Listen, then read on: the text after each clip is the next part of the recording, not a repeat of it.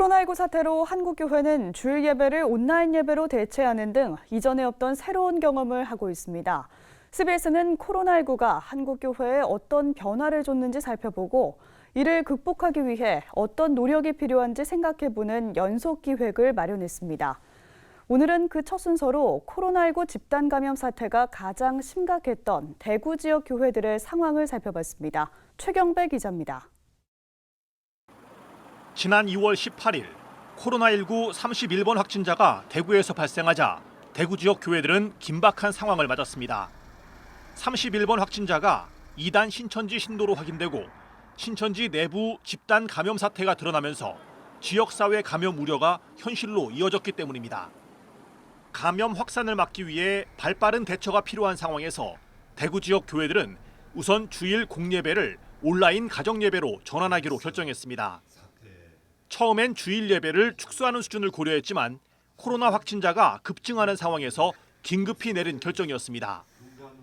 2주 정도로 예상했던 공예배 중단 상황은 초중고 개학 연기에 따라 지금까지 이어지고 있습니다.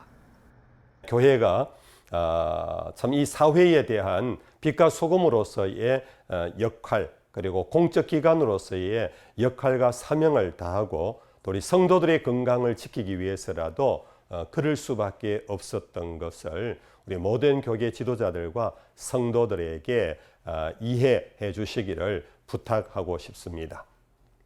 과거 어떤 위기에도 주일 예배 모임만큼은 포기하지 않았던 교회이기에 이번 사태는 교인들에게 많은 것을 생각하게 했습니다.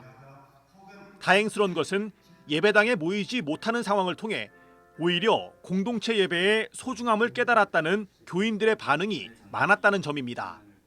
역으로 성도들이 얼마나 예배당 예배가 중요한가, 공동체 예배가 얼마나 중요한가를 역으로 느끼면서 예배당을 사모하며 모이기를 원하는 성도들의 열망을 우리가 받고 있습니다. 반면 예배 모임을 할 수 없는 상황은 작은 교회들에게 생존의 위기로 다가왔습니다.